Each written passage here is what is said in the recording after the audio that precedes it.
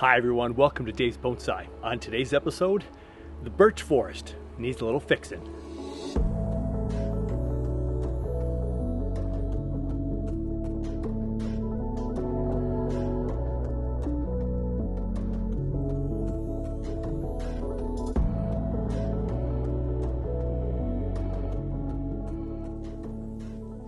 So while away in Scotland and then up north for some cabin fun, a couple of trees showed a little wilting, a little drying, a couple updates at the end of the show with two other trees. But right now we're going to tackle the birch, the white paper birch. Getting some nice peeling bark.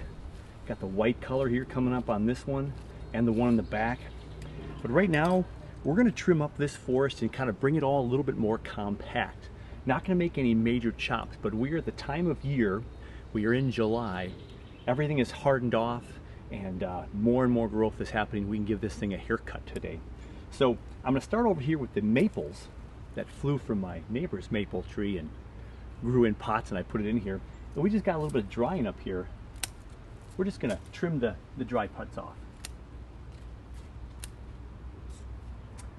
And that's all I'll do probably for the maple at this time. Maybe I'll go one more down on this one. There we go. And so those are the shorter trees, thinner. We want them to kind of grow up and out. They're probably going to be crowded out by the birch forest, so we want them to possibly maybe get some more lean, and some directional pruning will get them growing more to that side. So I can go ahead and trim off this inside branch here and this inside branch here, just to help promote the branches over here. We do have three trees here, one in the front, one in the back left, and the back right. That back right one, maybe that goes bye-bye someday. We just have the two out here. Otherwise, it'll probably have to really start growing out towards our left. We have a branch down here coming from one of the newest suckers on the birch forest, and it's coming right out at us. So I'm just going to go ahead and cut that one right off so we can see our forest of 2, 4, 6, 7 trees right now. The 4 original and the 3 clusters. So now we're going to take a look at the overall view of the tree, and I'm just going to look at this and make some cutbacks and bring it into a shape, and then we'll look at maybe some inside branches.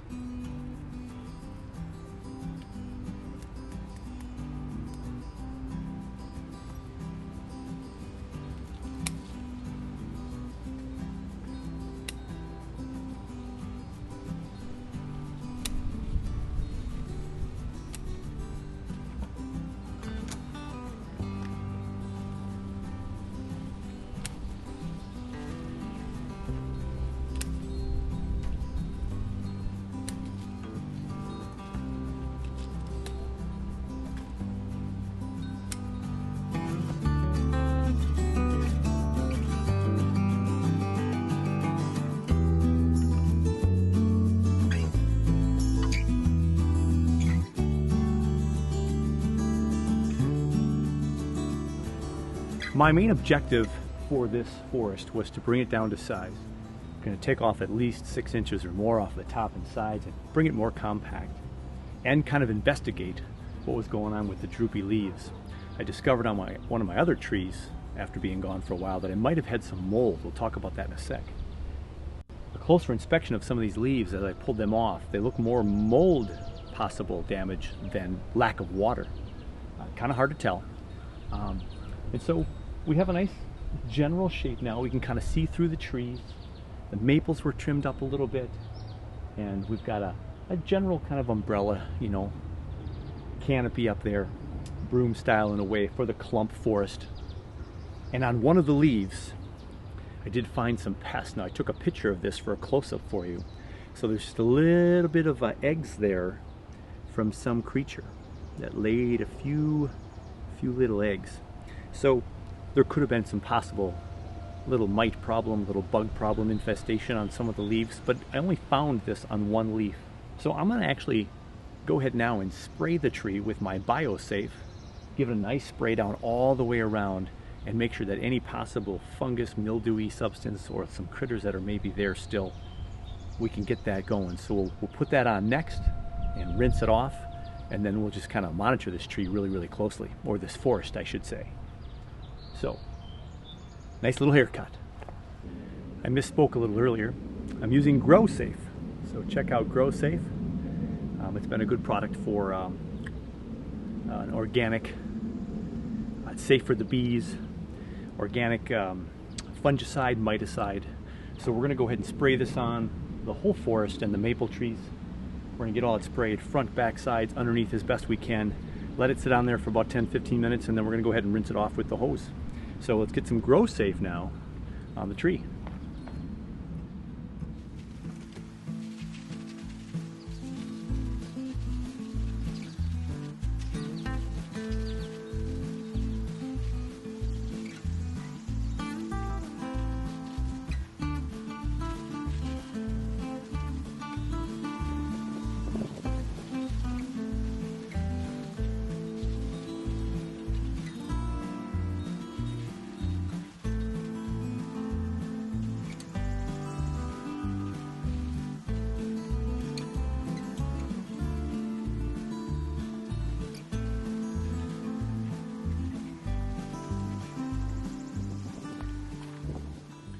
We've thoroughly soaked the tree with BioSafe, up on the sides, up from the bottom part, up on top, dripping down now. Hopefully we got all the leaves and all the surfaces. Get those bugs, any fungicide taken care of. We'll rinse this off in about 10-15 minutes. It's been about 10 minutes, so we're going to go ahead and get the BioSafe off of the leaves. One of the things when we're putting on some of these pesticides, fungicides, we typically on a real hot summer day don't want to be putting stuff on our leaves in the full sun. I wanted to attack this now, not wait any longer, and so I'm definitely making sure I'm spraying this off within that 10-minute time frame. Do it in the shade, morning hours, evening hours, that'll be better. We only hit the 70s today, so it's not scorching hot. We're going to go ahead and wash off the BioSafe now. A good rinse job to get that BioSafe now not to stick and get goopy. We have some leaves that look like they have life, some that are still a little bit droopy. We're going to monitor this close and hope for the best. Now the question with watering, this debate seems to go back and forth about watering the foliage of trees. So most of the time with the newcomers to bonsai, we always water the pot. We're making sure it's good dousing to get the roots wet. We don't usually do the foliage for most trees. But then some people said, well, it rains on trees, so why would foliage, misting, and watering be bad? So I recommend you check out Bonsai Mirai. Ryan Neal has a fantastic spring watering tutorial that he put out this spring, and it talks about the foliage misting and watering in general. And so the argument that some people have had is that, yeah, if it rains on the leaves, why would it be bad to water our trees every day? Well, in nature, it doesn't rain every day. We've gone days, weeks, and even sometimes close to a month without much rain at all. And so the leaves are not constantly doused with water, so keep that in mind.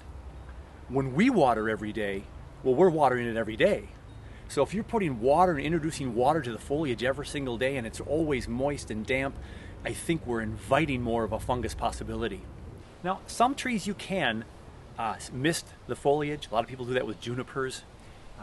And there are some reasons to mist or water foliage. And it actually can slow down the growth of some trees. So watch the Ryan Neal spring watering video, and you'll be blown away, I think, by what he talks about, because of course he has so much knowledge. And the basic understanding that I have from Ryan in this method is that if you're watering the foliage on some species of trees, if that water is plugging up the stomata of the tree, where the leaf, the foliage comes out from the branch structure, and the leaf hits that petiole, wherever that stomata is, the stomata is a place where there's gastric exchange going on. So there's gases being released, right? They soak in the carbon dioxide, and then they release oxygen for us to all breathe. So if we're plugging that up all the time, the gas exchange is not really happening. And it can slow down the growth of your tree and kind of mess with its photosynthesis process. So that's one reason alone to consider making sure you're watering the base of your tree, not always the foliage, right? Watch the Ryan Neal video. I can't promote that enough. I've watched it a couple of times, and I'm going to watch it again to learn more from that great knowledge. But focus on the pot, focus on the roots. Don't always be dousing your foliage. Yes, it does rain once in a while. We water every day, especially in the summer, sometimes twice a day. And if we're getting that foliage that wet that often, I just think that's creating potential problems. we're going to monitor this close and hope it works out. So let's get a couple updates for today, a couple other trees that were a little bit maybe not as happy after my 2-week vacation. So the other 2 trees I wanted to give you an update on were from my update show, the last show I did. But here's an update already from the update. The weeping willow. So shame on me for not doing what I probably have preached multiple times. Maybe not this specific topic, but the weeping willow grows ferociously. And you can actually put your weeping willow in another tray here. I can put a second pot underneath here with water in it, and it's just going to love life, and the growth of those roots are going to be all through the second pot, through the holes in the bottom of this pot, and they're just going to love life. So when I go on vacation, this weeping willow should be in another pot filled with water before I even go, and then it'll just be loving life. One of my viewers, I believe maybe from Australia, had said a message about the willow and how they're kind of an invasive species and they dry up rivers and creeks and ponds. So they can be kind of nasty in some parts of the world, and so you have to really be careful with weeping willows. They really do suck up the moisture because they like it so much. So you can put yours in a pot of water underneath your main pot, and you're going to do fine all summer long if there's water in there. And so when you leave on vacation, put that in some water. I wouldn't have had the issues I had. But I went ahead and chopped off all the dead leaves, all the drying stuff, and these are ferocious growers. It's not dead. They're still green on every branch that I cut off. And there are a whole bunch of little buds all the way up and down this willow tree right here. Both of them are going to be just fine. My quake and aspen. You have the poplar tree that looked a little droopy as well, but it had more brown coloration on it instead of just dry leaves. And so I was worried about a fungus. So I went ahead and biosafed these 2 as well, just to be safe, because it had a little bit of that wilty, discolored look as well. So I biosafed whatever was left, but you'll notice I defoliated these 2. Now, I don't think I've ever defoliated a birch, and if anybody out there knows if you can successfully defoliate completely a birch tree, please let me know in the comments. I've not tried it yet with my clump. I'm nervous to do the whole thing. That's why I left several leaves on. I believe it'll be fine. The first flush of growth is there, everything hardened off, and I think there's more buds forming, just like there's buds on these trees. So there's buds on the willow, there's buds on here. I just defoliated everything and made a couple of bigger hacks here for a little bit, and now we're going to have new growth and a second flush for the year. So the poplar and the weeping willow, took care of those, took care of the birch down there. I think we're in good shape for this update.